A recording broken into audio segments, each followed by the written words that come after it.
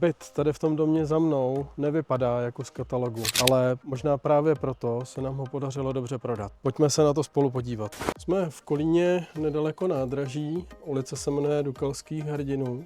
Je to tady kouzelný, stejně jako v činžovních domech v Praze. I to byl asi jeden z faktorů, proč teda si to ten kupující vybral. Ten byt byl spoustu let neobývaný, protože rodina žila dlouhodobě ve Francii.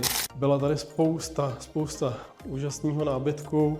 Můžeme se tady porozhlídnout, jak to vypadá, když je to jenom čistě bíle vymalováno a ten byt je vyklizený. Cenovka tohoto bytu byla zdánlivě velice vysoká. 5 milionů korun za byt před rekonstrukcí. Samozřejmě, že byt má i spoustu much.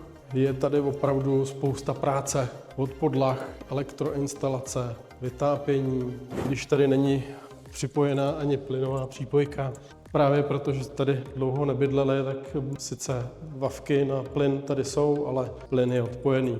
Vysoký stropy, cihlová zástavba, na nádraží ani ne 2 minuty. A když někdo potřebuje pravidelně dojíždět do Prahy, je to naprosto ideální místo a lokalita. Ale nakonec se to podařilo prodat kupci, který tady v tom bytě bude chtít bydlet. A to si myslím, že je to nejlepší, co se mohlo stát.